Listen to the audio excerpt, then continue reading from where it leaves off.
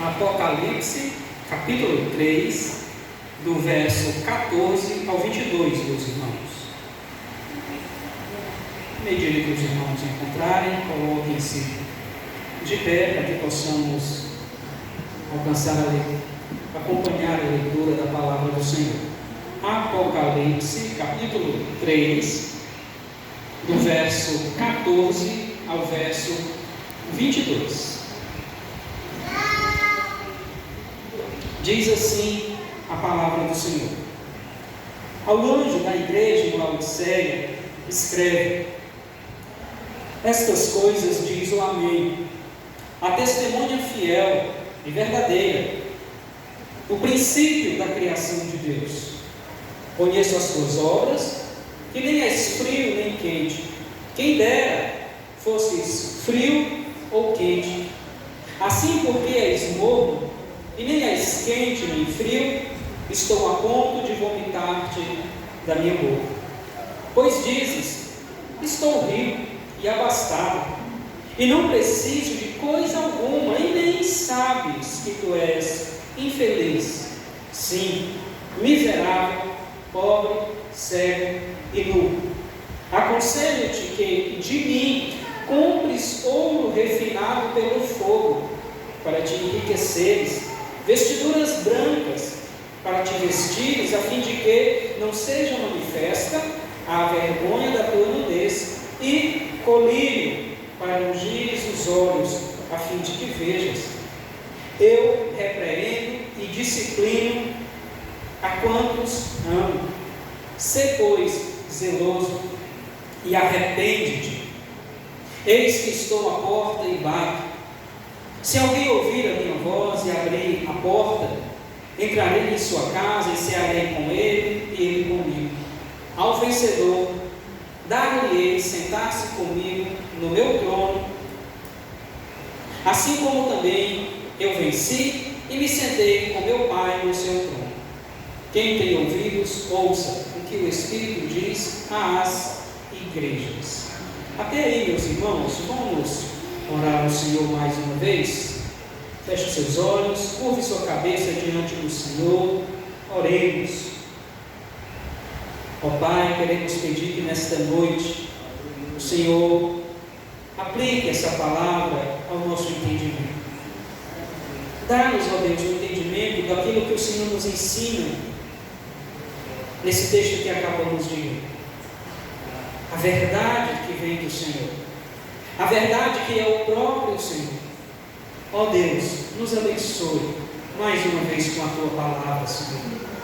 Tem misericórdia, meu Pai, de nós. Que esta palavra que será proclamada possa, meu Deus, servir para edificação, correção, salvação àqueles que ouvem. Senhor, no nome de Jesus, ministra a vida da Tua igreja aqui presente. E assim como nós, ó Deus, tantos outros irmãos estão reunidos nesta noite também, adorando o nome do Senhor, sendo ministrados pela palavra do Senhor. Nós pedimos e agradecemos, ó Deus, no santo nome de Jesus. Amém. Podem sentar, queridos.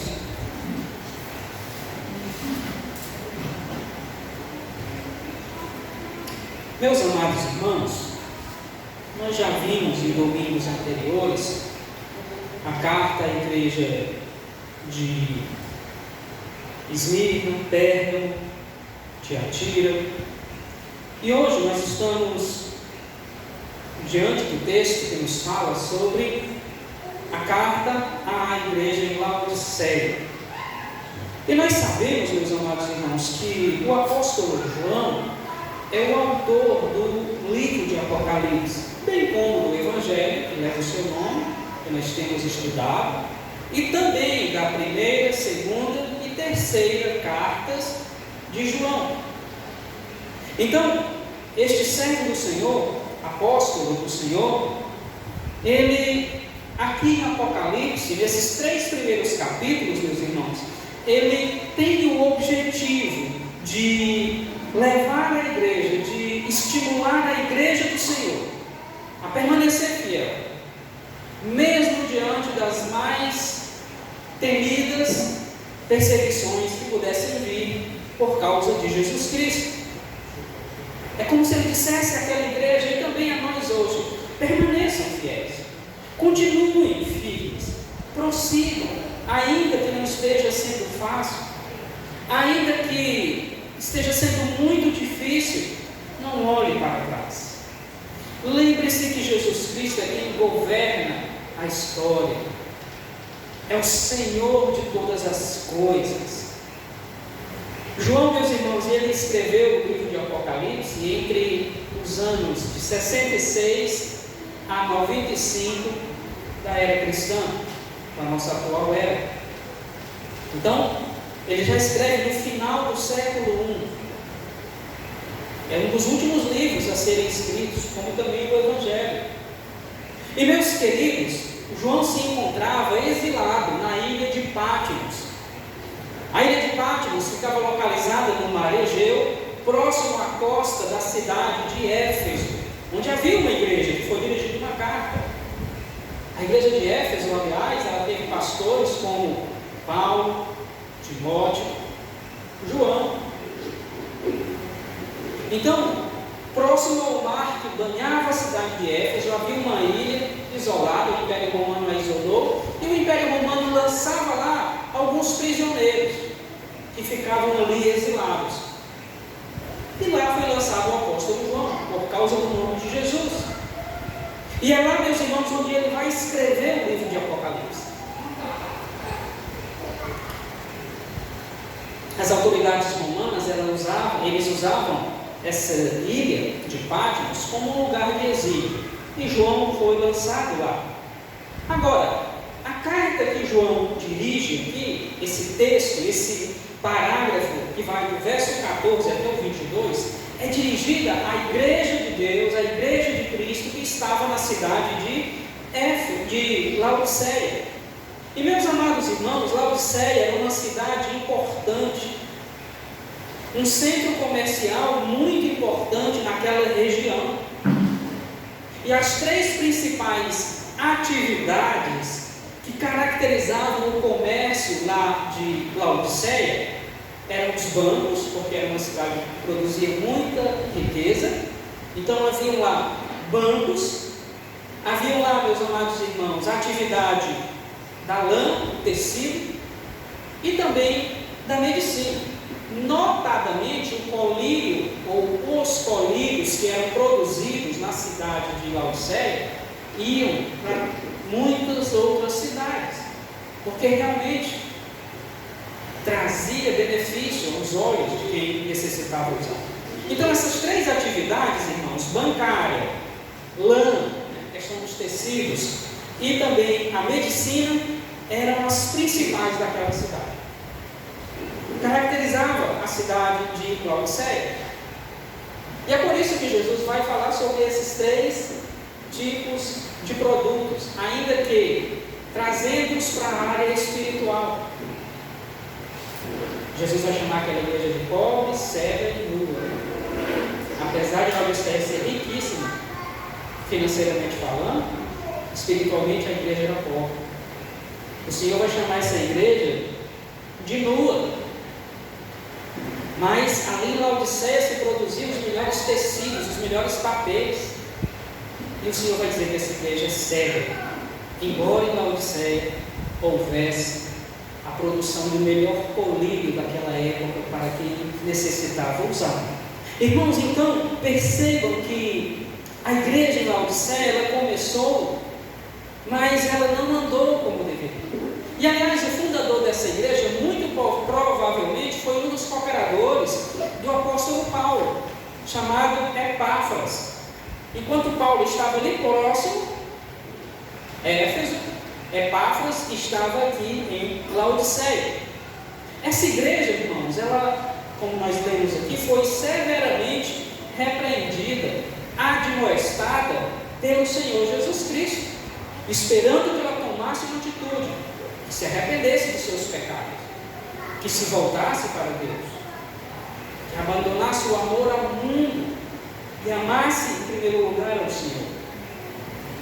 A verdade, meus irmãos, é que o Senhor Jesus estava do lado de fora desta igreja. Ele não estava no seio da igreja, mas fora. Por isso que ele diz: eis que estou à porta e bato. Tem crente nessa igreja para abrir a porta. Jesus estava do lado de fora da igreja de Laodiceia. Essa carta, irmãos, à igreja de Laodiceia é muito atual. Serve para todas as igrejas do Senhor. Serve para que nós despertemos para Deus, nos voltemos para o Senhor. Vamos lá no verso 14, que diz assim: tanto o verso de início quanto o último verso, eles são meio que padrão. Acho que os irmãos já observaram isso, as 7 igrejas. Então, em cada carta sempre vai começar como está aqui no verso 14: ao anjo da igreja de Laodiceia escreve.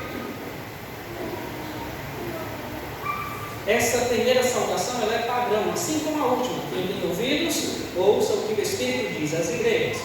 Bom, o que ainda diz o verso 14? Estas coisas diz o Amém, a testemunha fiel e verdadeira, o princípio da criação de Deus. Meus irmãos, o anjo da igreja é justamente aquele que é o responsável espiritual de um rebanho. E essa atividade Deus delegou ou designou a homens. Portanto, biblicamente falando, são os pastores os responsáveis pelos rebanhos. Biblicamente falando, é um homem que conduz espiritualmente um rebanho do Senhor. Então, quando o texto diz ao anjo da igreja em Laodiceia, está se referindo ao responsável por aquela igreja diante do nosso Deus. Por que responsável?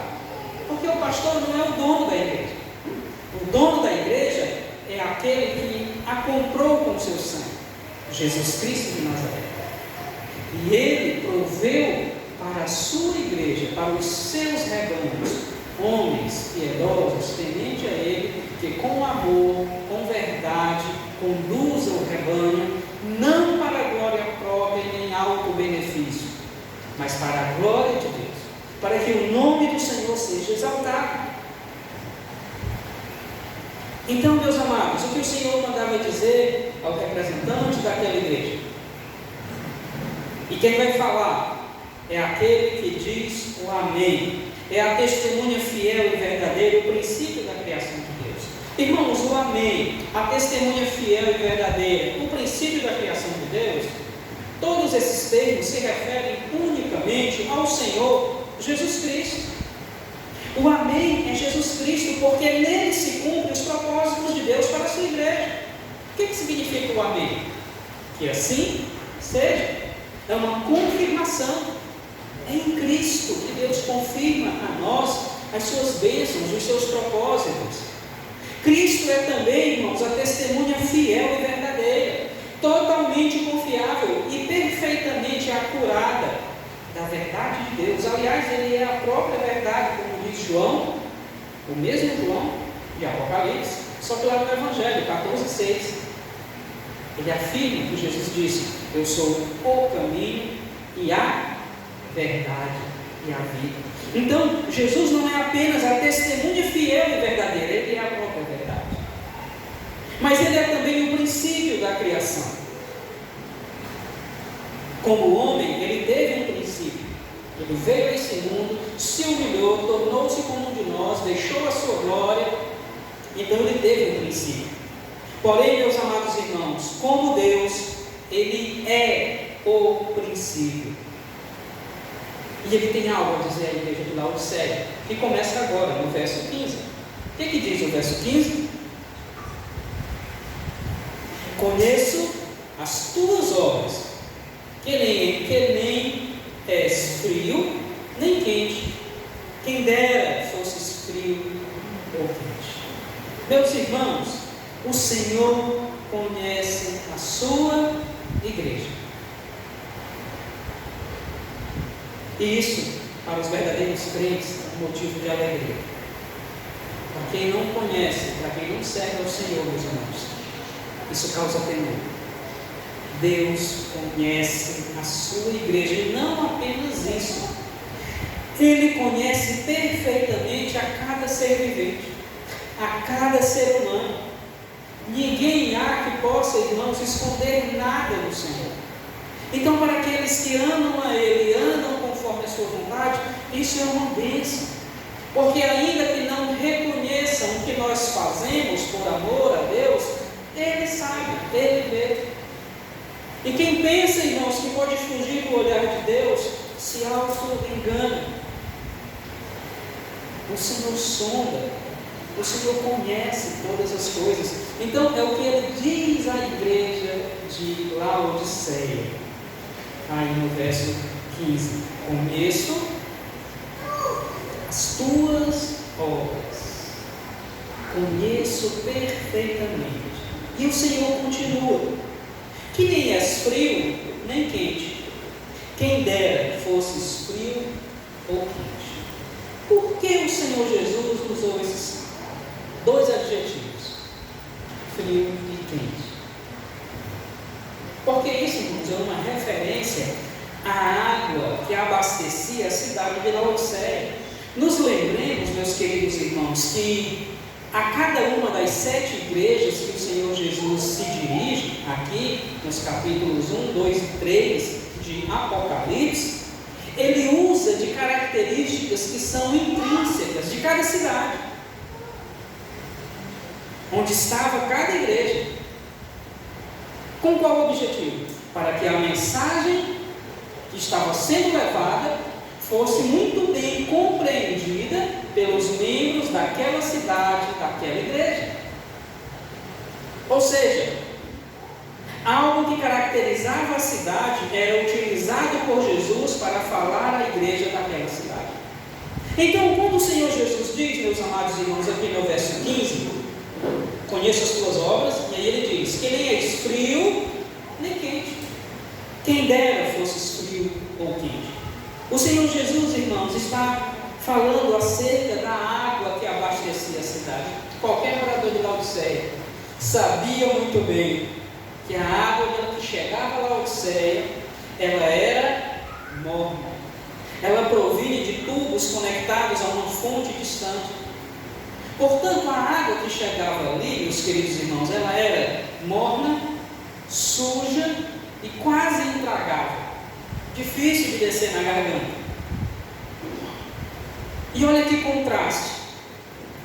2 cidades vizinhas, uma chamada Hierápolis, tinham fontes medicinais quentes, enquanto a outra cidade, Colossos, que recebe até um nome, dá nome a uma das cartas do Novo Testamento, era outra cidade também vizinha a Laodiceia, mas que era suprida por um veio de água fresca que vinha da montanha.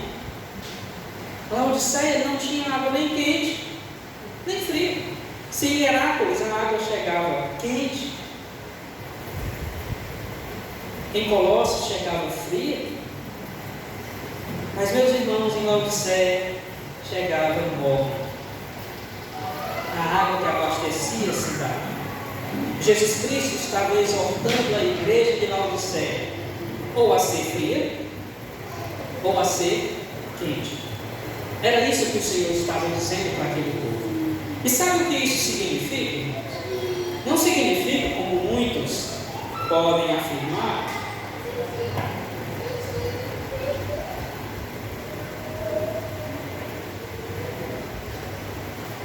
que o conceito de frio aqui seja uma igreja que não tem barulho, e o conceito de quente seja uma igreja, vamos dizer, barulhenta. Não, não é isso que o texto está afirmando. Quando o Senhor aqui fala de quente e frio, está falando da água que caracterizava a cidade de Laodiceia. E aí, meus amados irmãos, chegamos no verso 16, que diz: assim, porque és morno, e nem és quente nem frio, estou a ponto de vomitar-te da minha boca. Meus irmãos, acho que todos nós, em algum momento da nossa vida, já sentimos ou sofremos as consequências do vômito, né?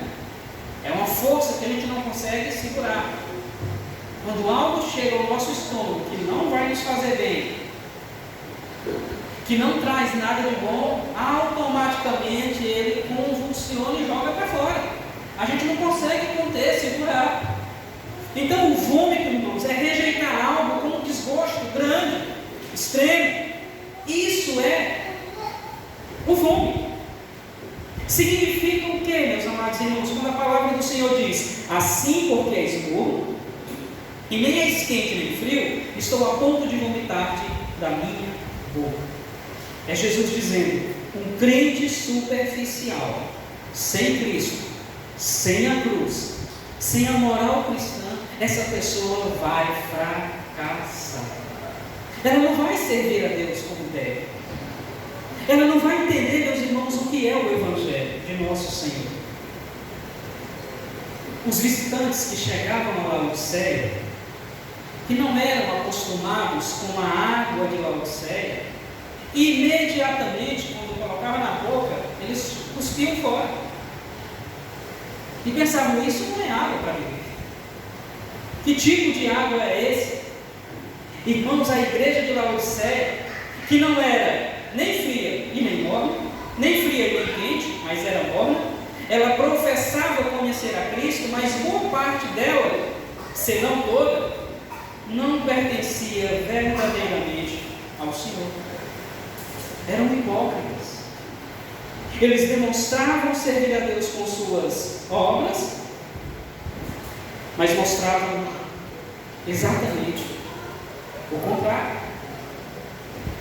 Assim, meus irmãos, com a água suja e morna de Laodiceia, esses hipócritas que estavam na igreja, eles enganavam a si mesmos.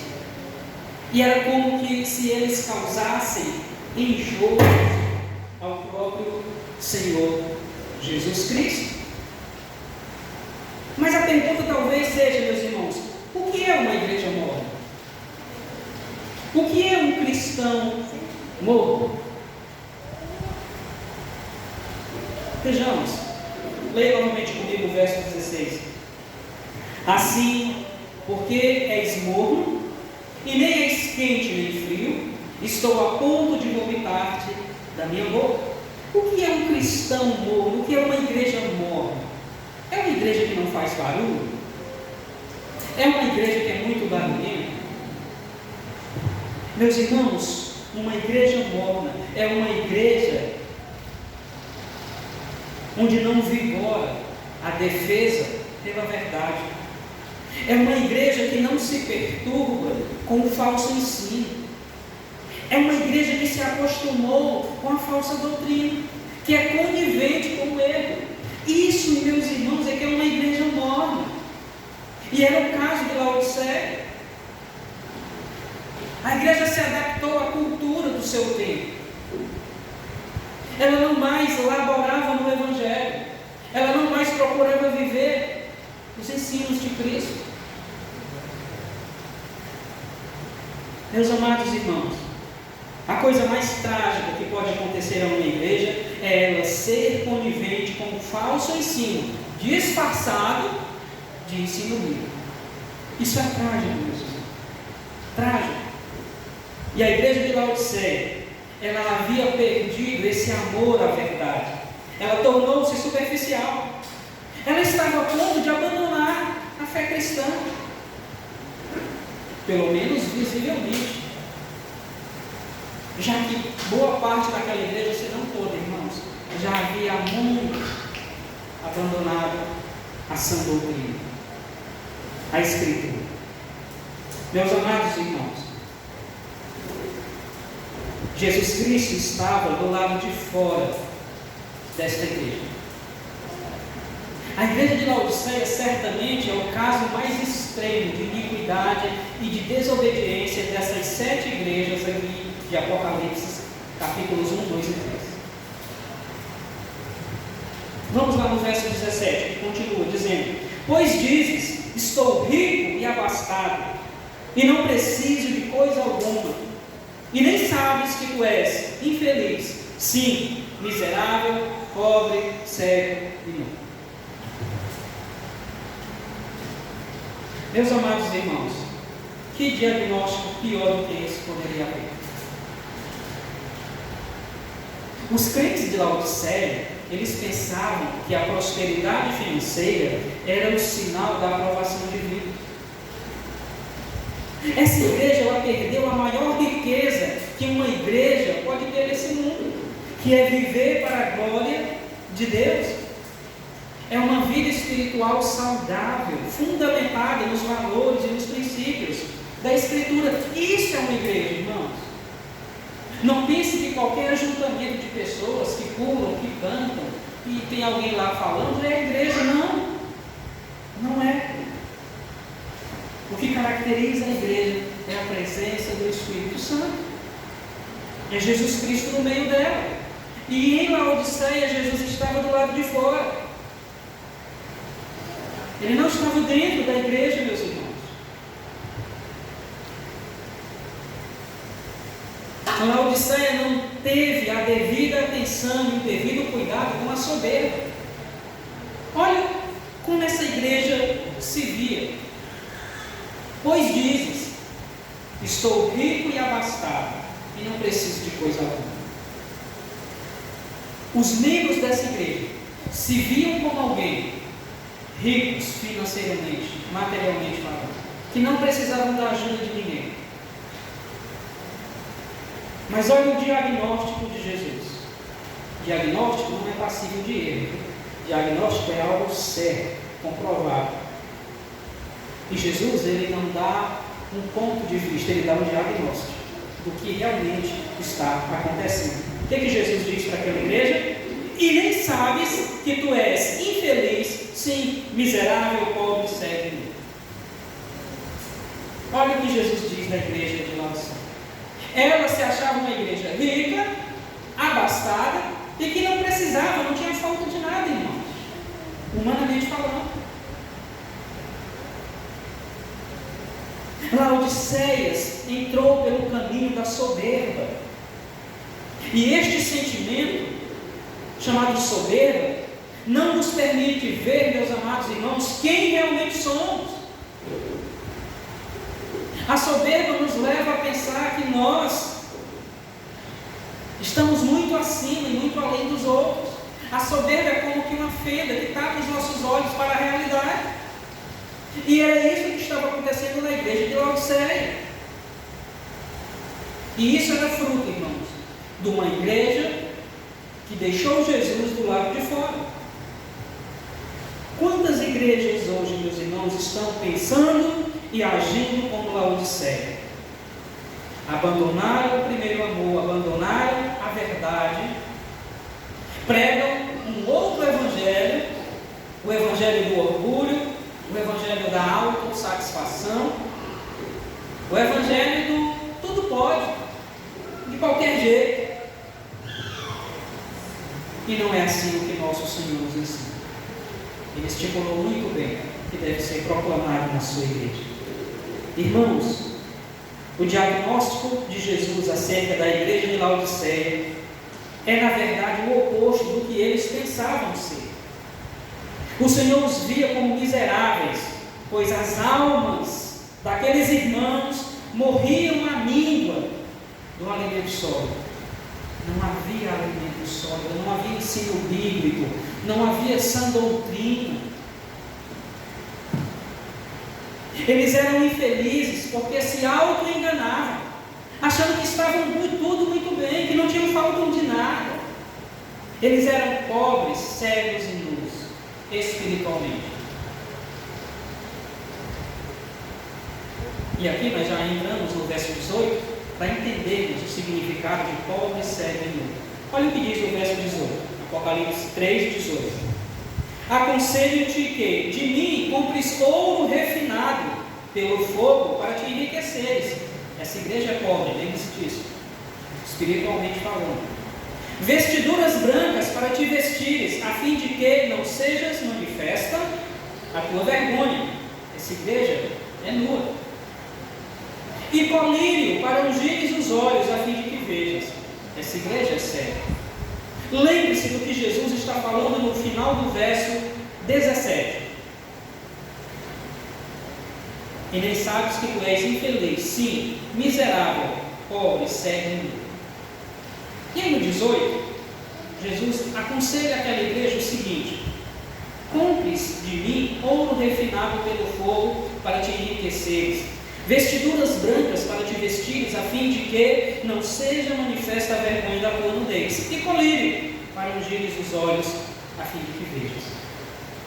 Irmãos, Laodiceia era caracterizada, como falamos na introdução do sermão, por 3 atividades comerciais. A atividade bancária, era uma cidade muito rica. A questão da lã, os tecidos e os tapetes eram os melhores. E a medicina de Laodiceia era muito elevada já no século I. Havia ali faculdade de medicina. O colírio produzido em Laodiceia era um dos melhores, se não o melhor do primeiro século. E agora, olha o que o Senhor Jesus diz àqueles irmãos: eu aconselho que de mim vocês comprem ouro refinado. Então Jesus usa a figura da riqueza que caracterizava aquela cidade. Porém, Jesus fala aqui de maneira espiritual. Jesus não está falando de dinheiro ou de ouro, literalmente. O conselho de Cristo àquela igreja, irmãos, dizia respeito à sua vida espiritual. E o Senhor Jesus, então, usa o contexto comercial daquela cidade, que era tão conhecida por aquilo que produzia. E aí Jesus começa falando: de mim compres ouro. Laodiceia era um centro bancário rico. Segundo, Jesus diz: comprem também de mim vestiduras brancas. Olha, meus irmãos, em Laodiceia havia as principais indústrias de lã. Eram de tecidos e tapetes, dos melhores possíveis. E por fim, Jesus diz: comprem de mim também colírio. E em Laodiceia, já no século I, era uma grande produtora de colírios. E era um grande centro de estudos da medicina. Século I, final do século I. Irmãos, o Senhor Jesus Cristo convida aquela igreja a comprarem as riquezas verdadeiras que somente Ele podia dar ao seu povo. Aquela igreja, sim, ela era rica, ela era abastada, ela não tinha falta de nada, mas ela amava tanto o secularismo, o mundanismo, que ela esqueceu que a verdadeira riqueza, que as verdadeiras vestimentas e que o verdadeiro colírio para os olhos, só Ele poderia dar. Não eram os de Laodiceia os principais. Jesus Cristo estava oferecendo àquela igreja, irmãos, as contrapartes espirituais das 3 grandes atividades comerciais que caracterizavam Laodiceia. Cada item foi uma maneira de referir-se à salvação genuína do Senhor. E aí no 19 ele vai dizer: eu repreendo e disciplino a quantos amo, sê pois zeloso e arrepende-te. Ou seja, irmãos, mesmo em desobediência, o Senhor ainda amava aquela igreja. Porém, isso não excluía a necessidade da disciplina. O Senhor, irmãos, disse, Ele repreende e disciplina aos que Ele ama. E a disciplina, irmãos, ela tem como objetivo a correção. Não é a destruição. A disciplina objetiva a cura, não o prejuízo. Ela foca no restaurar e não no reprovar. É por isso que Deus nos disciplina, é para o nosso bem. É por isso que os pais devem disciplinar os filhos, porque eles o amam. Não podemos viver, meus amados irmãos, espiritualmente de qualquer jeito. Não podemos servir a Deus de qualquer forma. O Senhor exige do seu povo zelo na vida cristã, vida piedosa, de confiança, de dedicação, de oração, de dedicação nas Escrituras, meditação nas Escrituras. Ele chama o seu povo a que se arrependa, mude. Eu repreendo e disciplino a quantos amo. Sê, pois, zeloso e arrepende-te. E aí vem um verso muito conhecido, verso de número 20. Eis que estou à porta e bato. Se alguém ouvir a minha voz e abrir a porta, entrarei em sua casa e cearei com ele e ele comigo. Irmãos, esse verso não pode ser interpretado no sentido de que Cristo está batendo na porta do coração de um incrédulo ou de uma incrédula. O contexto de Laodiceia, ou seja, dos versos 14 ao 23, onde está inserido o verso 20, o contexto exige que se interprete que Cristo estava procurando entrar nessa igreja. Então isso não tem nada a ver em fazer apelo. Não é correto, não é a interpretação certa. Quando a palavra diz: eis que estou à porta e bato, se alguém ouvir a minha voz e abrir a porta, entrarei em sua casa, cearei com ele e ele comigo. Jesus está dizendo isso para Laodiceia porque ele estava do lado de fora da igreja. Jesus não estava no seio da igreja de Laodiceia. E se Jesus não estava, outra coisa estava no seio daquela igreja. Então, irmãos, em vez de interpretar esse verso no sentido de Cristo bater a porta do coração de uma pessoa, o contexto exige que se interprete que Cristo estava procurando entrar nessa igreja que levava o seu nome. Entretanto, o verso afirma que Jesus estava do lado de fora dessa igreja. Ele não estava dentro dela. Os crentes de Laodiceia viviam tão atarefados com os afazeres, com as riquezas materiais, que eles não percebiam, meus amados irmãos, a sua real condição espiritual. E Jesus afirma: era de infeliz, miserável, pobre, cego. É Jesus que está dizendo isso. Embora essa igreja pensasse, como vai dizer a parte B do verso 17, melhor, a parte A, que era rica e abastada e não precisava de nada. Jesus vira para ela e diz: vocês, na verdade, são infelizes, miseráveis, pobres, cegos, nus. Este é o diagnóstico de Jesus para a igreja de Laodiceia, e que deve nos levar a refletir, meus amados irmãos, em como nós temos servido ao Senhor. Não podemos servir a Deus de qualquer jeito, de qualquer forma. A palavra de Deus nos diz como nós devemos servir a Ele. O culto não pode ser feito de qualquer jeito, de qualquer forma. Deus nos diz nas Escrituras qual é o procedimento, como o culto deve ser feito. O culto não é para nós, o culto é para o Senhor. O culto é para Deus. O que movia a igreja de Laodiceia, meus irmãos, não era o amor ao Senhor. Eles não tinham tempo para o Senhor Deus. Não tinham uma vida piedosa de dedicação ao Senhor. Não tinham constância no congregar. Não tinham zelo pela vida cristã. Isso era o retrato da igreja de Laodiceia. O que a igreja de Laodiceia mais necessitava era ouvir para crer. Abrir a porta para arrepender-se. Verso 21 diz assim: ao vencedor dar-lhe-ei sentar-se comigo no meu trono, assim como também eu venci e me sentei com meu Pai no seu trono. Irmãos, quem é o vencedor? Os verdadeiros crentes.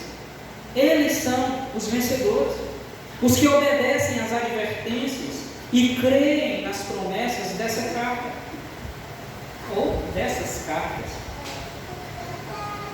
São aqueles que se mostram zelosos, que se arrependeram, que abandonaram a mornidão espiritual e que abrem a porta para que Cristo entre, os que perseveram até o fim. Esses são os vencedores. E meus irmãos, o verso continua dizendo: dar-lhe-ei sentar-se comigo no meu trono, assim como também eu venci e me sentei com meu Pai no seu trono. Quando reinarmos com Cristo, compartilharemos dos privilégios e da autoridade que Jesus Cristo nos usufruiu. Sentar-se no trono e reinar com Jesus, irmãos, é uma expressão figurativa O que significa a nossa participação com Ele no seu reino. Naquele grande dia, quando Ele voltar, para nos levar, para estarmos para sempre com Ele. Por fim, o verso 22, meus amados irmãos, ele vai dizer, e aliás ele é padrão ao final de cada uma das 7 cartas: quem tem ouvidos ouça o que o Espírito diz às igrejas. Jesus manda as pessoas ouvirem atenta e obedientemente o Espírito Santo. Jesus fala através do Espírito, como se torna evidente, meus amados irmãos, em tantas partes da Escritura. É essa mensagem que deve ser destinada a todas as igrejas, de todas as épocas, de todos os lugares. O Espírito vai sempre nos conduzir à palavra de Deus. E a palavra nos fala sobre Deus, sobre Cristo, sobre o Espírito. Irmãos, os ouvidos simbolizam a sensibilidade espiritual que recebe as instruções divinas e aplica essas instruções ao coração, à vida diária, ao nosso testemunho, nossas atitudes. Então, cristãos verdadeiros ouvem cuidadosa e irreverentemente, com reverência, o Espírito Santo, que sempre nos conduz à palavra do Senhor. Concluindo, meus amados irmãos, a igreja de Laodiceia, ela colocou o seu Senhor para fora. A soberba, o amor ao mundo, a conivência com o culto pagão, os conduziu a pôr Jesus para fora do templo, para fora da igreja, para fora do coração. Segundo, meus irmãos, Jesus Cristo não era o Senhor daquela igreja, porque Laodiceia era indiferente àquilo que é essencial na fé cristã: o amor ao Senhor Deus de todo o nosso entendimento, com todas as nossas forças, de todo o nosso coração. Não havia isso nessa igreja. E ela era indiferente para com isso, que é essencial à nossa comunhão. Essa igreja, ela apostatou da fé, ela abandonou a fé cristã, ela parou de existir. Certamente, meus irmãos, a igreja de Laodiceia era o caso mais crítico entre as 7 igrejas aqui de Apocalipse. Aliás, apenas uma, Filadélfia, é que vai receber só elogios. As outras têm elogios, mas tem também repreensão. Éfeso abandonou o primeiro amor. Tiatira era conivente com a doutrina dos nicolaítas.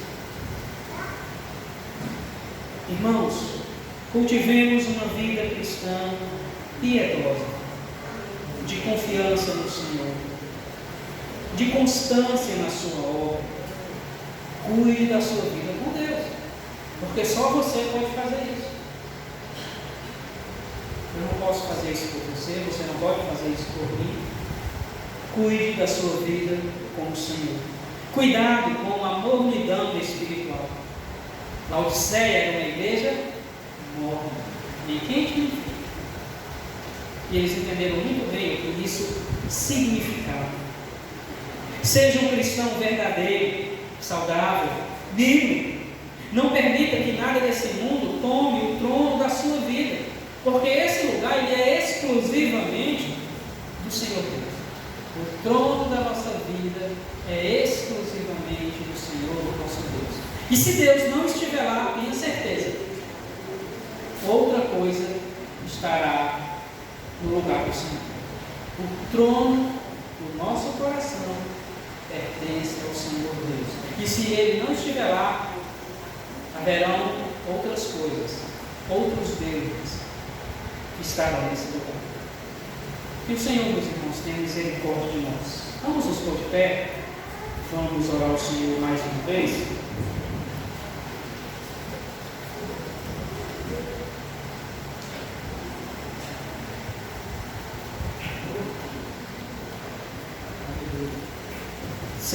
Deus, aplique esta palavra à vida da igreja aqui presente, cada um que nos ouve. Ó Deus, nos livra de sermos crentes mornos. Nos livra, Senhor, da mornidão espiritual. Mas aquece o nosso coração ao orarmos, ao meditarmos na Tua palavra, ao congregarmos com os nossos irmãos e adorarmos o Teu nome. Senhor, nos livra, meu Pai, de nos parecermos com o mundo. Nos livra de não lutarmos e acreditarmos na verdade que é o Senhor. Nos livra, meu Deus, da apostasia que caracteriza os nossos dias. Quantos têm abandonado a sã doutrina e têm buscado falsos mestres que lhes falam o que lhes massageia o ego e não a verdade do Senhor. Ó Deus, nos livra do engano, Senhor. Nos livra, Senhor, do falso evangelho, da falsa doutrina, mas nos guarda debaixo da Tua graça, da Tua mão protetora, que provê também na vida do Teu povo. Guarda, Senhor, esse rebanho para a glória do Teu nome santo.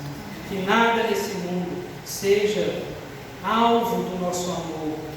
Que nada nesse mundo seja mais importante do que o Senhor na nossa vida. Guarda-nos em Ti. Livra-nos, ó Deus, da apostasia, da incredulidade, da iniquidade, Senhor. Nós rogamos a Ti, ó Deus, no nome de Jesus Cristo. Amém e amém. Ainda de pé,